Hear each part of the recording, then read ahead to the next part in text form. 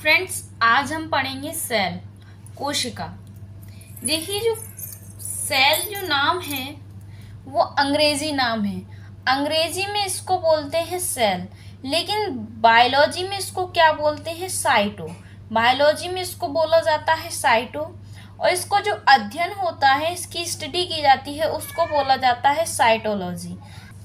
इसकी जो खोज की थी, सेल की खोज, कोशिका की खोज रॉबर्ट हुक ने की थी 1665 ईस्वी में।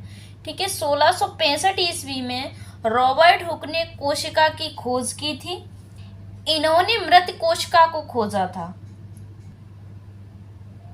जो इसका सिद्धांत दिया था वो दिया था एंटोनी वॉन ल्यूवेनहॉक ने। जो सबसे छोटी कोशिका होती है वो होती है माइकोप्लाज्मा। जो सबसे छोटी जीवित कोशिका है वो कौन सी है? माइकोप्लाज्मा। इसका जो आकार होता है 0.3 माइक्रोन होता है। जो बड़ी कोशिका होती है वो होती है शुतुरमुर्ग का अंडा। जो शुतुरमुर्ग का अंडा होता है वो सबसे बड़ी कोशिका होती है। इसका आकार जो होता है वो होता है 6 इंच। इसका आकार जो होता है वो होता है 6 इंच।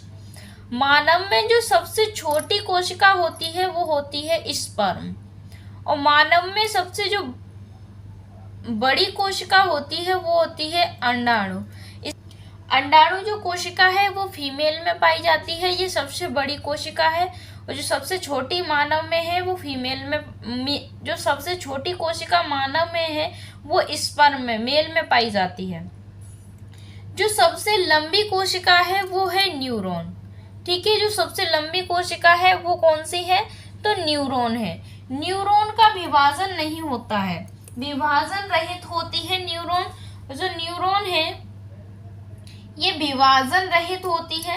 न्यूरॉन कोशिका का विभाजन नहीं होता है, इसलिए ब्रेन के अंदर जो चोट लगती है वो ठीक नहीं होती है। ब्रेन के अंदर अगर आपकी चोट लग जाए तो वो ठीक नहीं होती है, क्योंकि वहां पर कोशिका का विभाजन नहीं होता है। अगर आपको सर में थोड़ी सी चोट लगती है तो वो ठीक हो जाएगी, चमड़ी में लगती है, खाल में, वो भी ठीक हो जाएगी, हड्डी में लगेगी वो, अगर हड्डी के अंदर लग गई तो वो ठीक नहीं होगी, वहाँ ब्रेन डैमेज हो जाता है। इसीलिए हेलमेट पहनने के लिए बोला जाता है कि अगर आपके ब्रेन में चोट लग गई तो वहां पर ठीक नहीं होगी, क्योंकि वहां पर कोशिका का विभाजन नहीं होता है। जो सबसे तेज कोशिका का विभाजन होता है वो होता है लीवर में। लीवर में जो कोशिका का विभाजन है वो सबसे तेजी से होता है। लीवर में अगर क्षति हो जाती है तो वो स्वतः ठीक हो जाता है। क्वेश्चन में पूछा जाता है कि कौन सा अंग है जो क्षति होने पर स्वतः ठीक हो जाता है, तो वो होता है लीवर। यहाँ पर अगर लीवर को काट दिया जाए, लीवर का थोड़ा काट दिया जाए तो वो स्वतः ठीक हो जाता है, क्योंकि वहां पर जो कोशिका का विभाजन होता है वो तेजी से होता है। जो कोशिकाएं बनी होती हैं वो सेलुलोज की बनी होती हैं। कोशिकाएं सेलुलोज की बनी होती हैं। अब हम मेन अध्ययन करते हैं, कोशिका के बारे में पढ़ते हैं।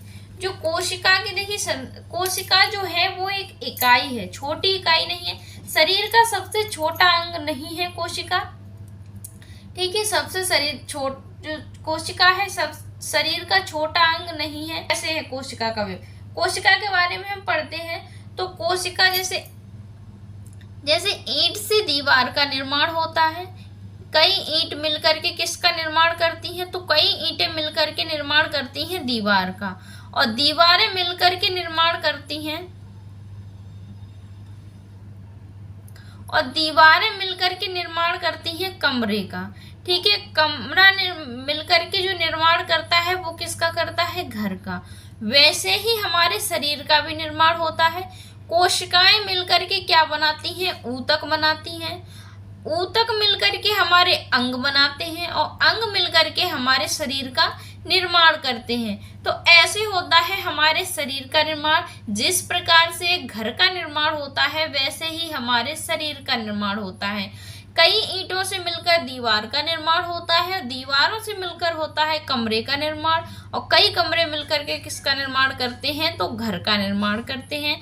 वैसे ही कोशिकाएं मिलकर के क्या बनाती हैं? टिश्यू, ऊतक बनाती हैं, और ऊतक मिलकर के बनाते हैं ऑर्गन्स, ऑर्गन्स मिलकर के बनाते हैं हमारे शरीर को। ठीक है,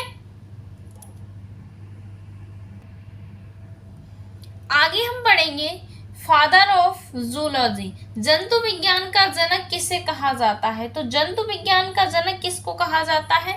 अरस्तु को कहा जाता है। फादर ऑफ बॉटनी किसको कहा जाता है? तो थियोफ्रेस्टस को फादर ऑफ बॉटनी कहा जाता है। Father of botany in India, father में भारतीय वनस्पति विज्ञान का जनक किसको कहा जाता है? तो विलियम रॉक्सबर्ग को भारतीय वनस्पति विज्ञान का जनक कहा जाता है, father of botany in India. Father of taxonomy, वर्गीकी का पिता किसको कहा जाता है? तो कैरोलस लिनियस को वर्गीकी का पिता कहा जाता है। 5 जगत वर्गीकरण किसने दिया? तो 5 जगत वर्गीकरण दिया था R.H. व्हिटकर ने। द्विनाम पद्धति का जनक किसको कहा जाता है? तो द्विनाम पद्धति को जनक कहा जाता है कैरोलस लिनियस। आगे हम पढ़ेंगे सेल के बारे में सेकेंड पार्ट में। सो फ्रेंड्स, अगर आपने मेरे चैनल को सब्सक्राइब नहीं किया है तो सब्सक्राइब कर लेना। Thank you for watching.